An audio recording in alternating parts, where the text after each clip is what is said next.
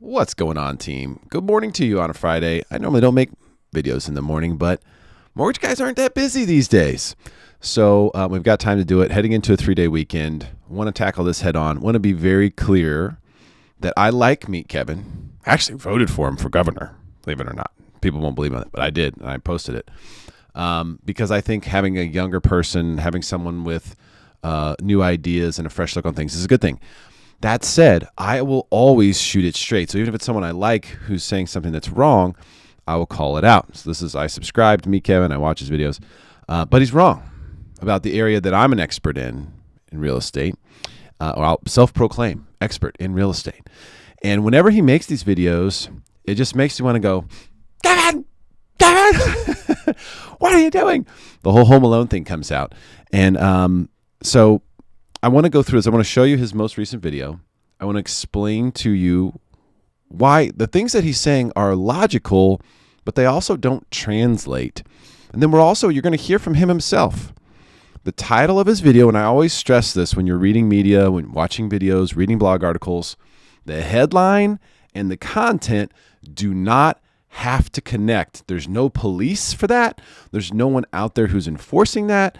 You can write any headline you want and deliver any content you want. So what you're going to hear here is I'm going to show you the video. I'm going to show you the reason that he believes what his headline is or is justified.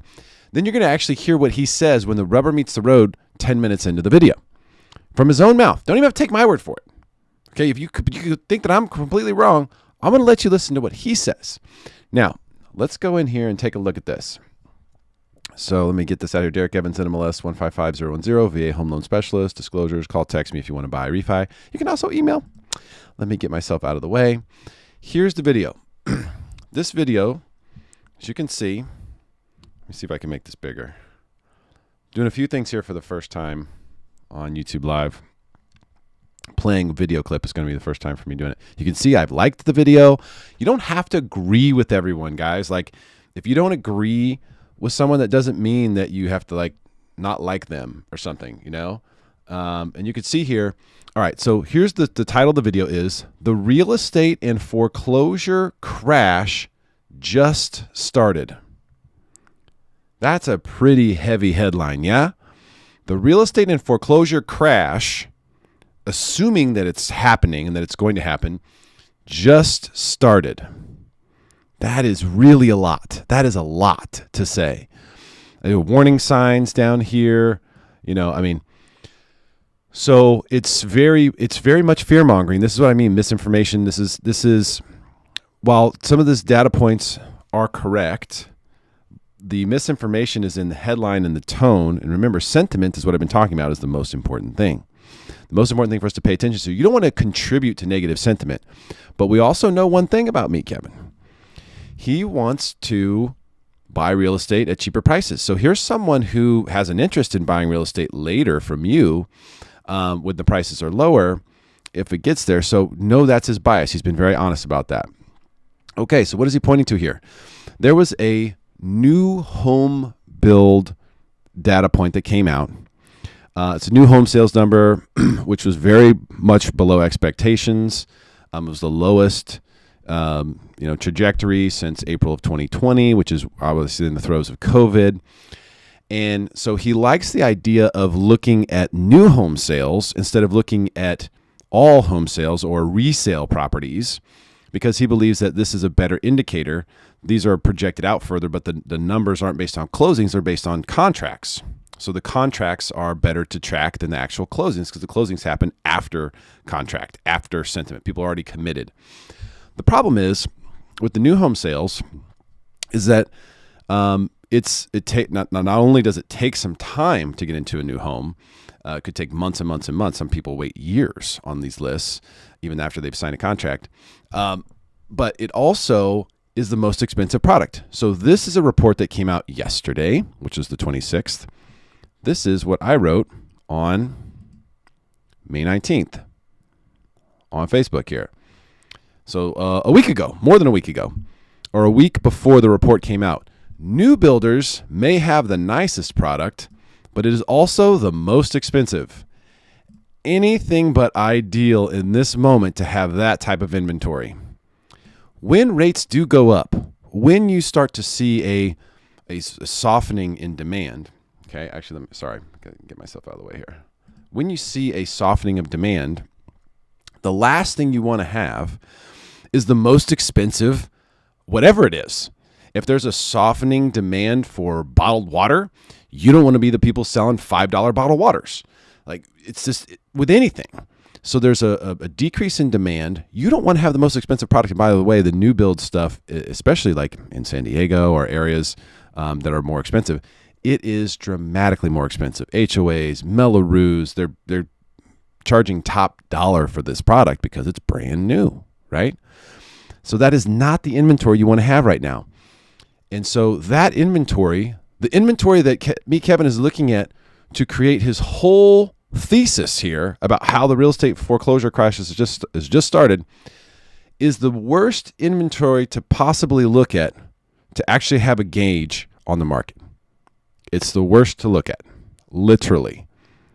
And this is what I mean by he's kind of a rookie. You know, it's like it makes sense if you sort of logic it to yourself to go, oh, well, we should look at these because these are showing the contracts. Contracts are more recent than closings.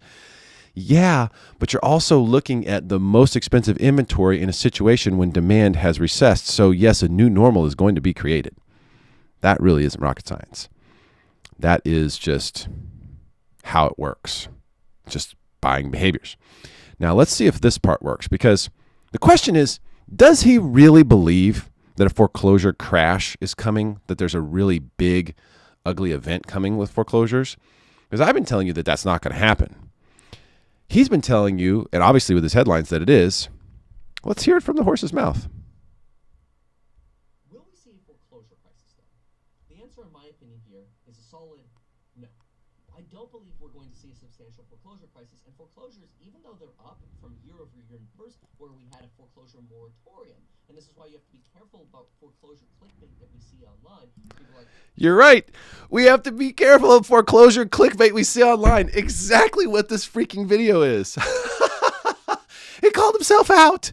He said, no, I'm going to say I'm going to say a solid no. He asked himself a question. I'm going to replay this for you because I know it's kind of hard to believe what you just heard, right? Check this out one more time. He asks himself the question, and then he answers it exactly opposite of the title of this video. Foreclosure crisis, though. The answer, in my opinion, here is a solid no. I don't believe we're going to see a substantial foreclosure crisis, and foreclosures, even though they're up from year-over-year numbers, where we had a foreclosure moratorium, and this is why you have to be careful about foreclosure clickbait that we see online. People are like, oh my gosh, so many more foreclosures than last year. Well, yeah, well, we had none last year. We're still at about... Okay, I think I may have screwed this up. Let me see if this works. Told you I was just kind of learning with this. Let me see if this does what it needs to do. Because I think you could only hear him through my microphone, which probably isn't good enough.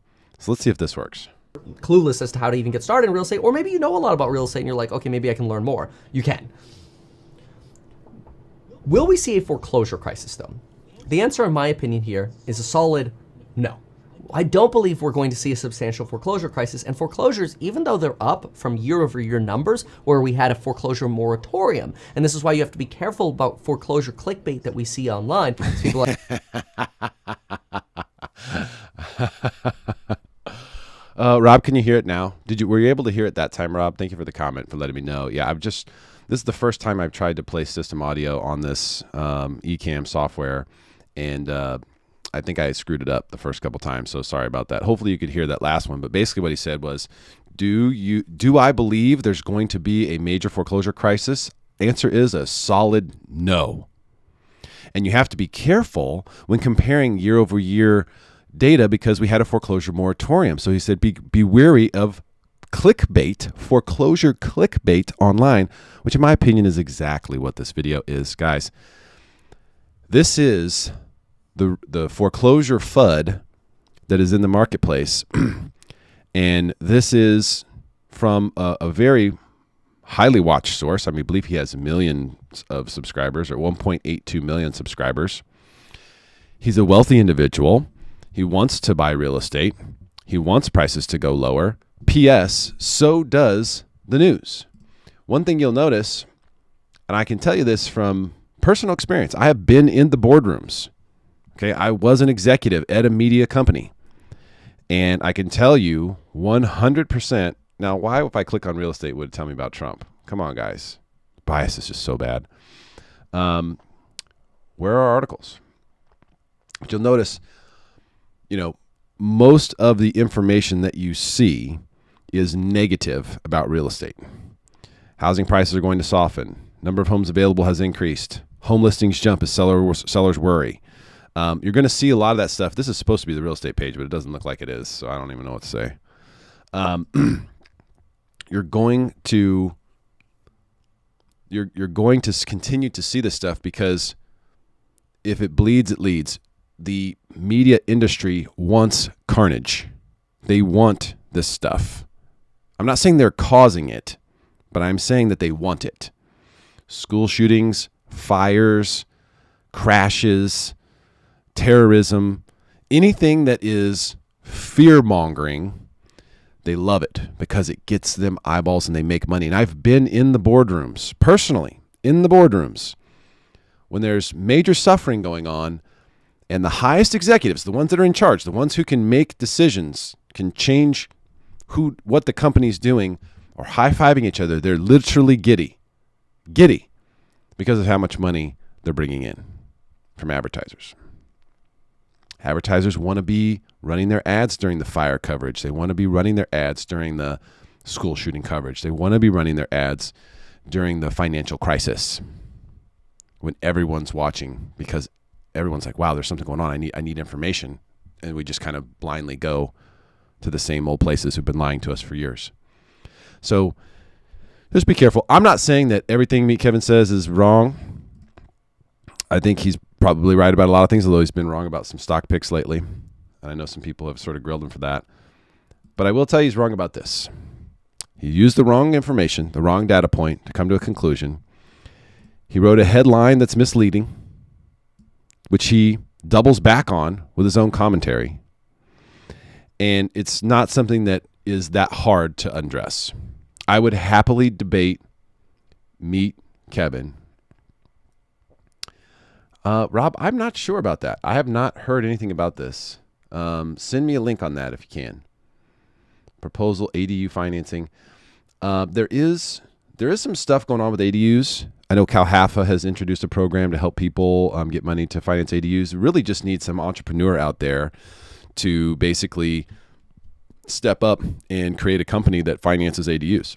That's really all you need. Second mortgages are a thing that has dissipated over time, even during the bull market in real estate the last decade. Second mortgage is just something that people aren't interested in. The big money is just not interested in it. So if someone could create a ADU financing, type organization, they would absolutely murder it. There's so many people who want that money to build ADUs, and it helps build value to the properties. That's the reason why I think it's safer than traditional second mortgages. So like, for example, by the way, any money guys out there who want to start it up, let me know. Let's partner on it or something. Like, I'm sick of not having the option. So many people call and they want ADU financing. I mean, look, you can build an ADU for, let's call it $300 a square foot. Okay. So if you can build for 300 square foot and the lowest price per square foot in all of like San Diego County is, let's say, Ramona at $450 or whatever, then, you're doing something positive for the property. So if you are being in second lien position by financing that ADU and creating a second mortgage, you have the collateral of the house plus the ADU now to try to collect from. And so, I think you would definitely want to do skin in the game too. You would want to do skin in the game. And there's a couple different ways you could do that while you're creating that second mortgage, because there is equity there, right? There's equity. That's the reason why you're giving them the loan. So there's definitely an opportunity in the marketplace for ADU financing, second mortgage financing, which could also be done via HELOC or another way to skirt risk there, to do an adjustable rate on it. So if the big money person out there wants to get involved in that, let me know and we'll put it together. But I don't know. I don't know if he's flailing, but I know that he's struggling a little bit, and this kind of clickbait stuff works very, very well. It's hard not to do it when you're in his position, because one of the other things you'll notice about this video, and this is the last bit of sort of low blows here. The reason these are low blows is because he's not here to defend himself. But it wasn't very long into this video that I recall. I'm going to see if I can try find it here. There's been multiple ads. In fact, no, that was the first thing he did. Was he on this video? The first thing he did was he spent like 2 minutes talking about all the courses that they have, and how all the links below, and all these courses, right? So this is a clickbait title headline, and spends the first couple minutes, he shows you like one data point. He says, hey, there's some things we got to uncover. This stuff is just starting, blah, blah, blah. And then he goes and talks about all these different courses that he has. So he knows it's clickbait. He knows it's going to get traffic. And so he's using it to promote his stuff. And then there was also multiple sponsor messages mixed in here along the way for different companies that he, like right there. He's talking about this company. He does that for like 2 minutes. So, look, I've been in his shoes. I hosted my own show for a living. You have sponsors you need to deliver to. You need to get them clicks. You need to get them whatever it is, impressions, whatever you told them you were going to get them. And that's where you get a conflict of interest. That's where conflicts can arise from. And when he does this math in here, what he's basically saying is that, hey, the excess demand that we were told exists has probably been eaten up via the purchasing power decrease because rates went up. But again, he's just saying that the market is balanced. He's not saying it's an imbalance now towards buyers. He's just saying that big demand that we had, which was surging the market, has probably been gobbled up now by interest rates. And he has kind of his own way of doing the math on that. So even that wasn't negative, for real estate, in my opinion. And I don't think it was meant to be. He said it very clearly. You heard him in his own words. He said, I said a solid no on whether there will be a major real estate crash, a foreclosure crisis. A solid no. And that's from someone whose headline says the real estate and foreclosure crash has started. So guys, I just want to keep it real here. I just want you to know what's really going on. I hope that's helpful to uncover the truth, to see the reality behind these things, and know that if you're going to track data, okay, use the same source. Altos Research is great. Okay, by the way, and this is not a sponsor or anything. I don't have any sponsors. I do home loans. If you want to sponsor me, do a home loan with me. But you can go here, altos.re, and I'll put this in the description so you can check it out. But you basically go up here, click on product, market reports, okay? You click on market reports, and you go down here, run a report. Boom, click on that. Now, whatever area you're in, I do San Diego, just look at the same one every time. It doesn't matter. If you go to Dallas, Texas, or whatever, you can go in there and you can look at your report, and it gives you all this great information about what's going on in your market. It tells you all sorts of great stuff, amazing stuff, what's going on with inventory, what's going on with price decreases, what's going on with average days on market, price per square foot, et cetera, et cetera. It's all here. On the right, you get the quick look. And then over here, you can get your better, more detailed. I mean, this is for all markets in the country. I mean, I haven't searched for each one myself, but they're all in here. This is a nationwide organization. Look at the inventory in Dallas, PS. He definitely wasn't charting Dallas, was he? Yeah, no spikes there. So just, you can get your own reality. You don't need a talking head to rely on. Or if you're going to watch someone, like even if you're going to watch me or me, Kevin, whoever, you can pull up your own report, because I'm going to be talking about San Diego for the most part. And sometimes I'll talk about national stuff. But if you want to know what's going on in your own market, oh yeah, and by the way, over here you have houses and then you have condos. So you can see those two markets are going to be different, and the data points and all the things can be completely different. So put in your city, and then look at houses or condos, whichever one you're interested in, whichever one you own, you're trying to track, and just use that one place. That is the best thing to do.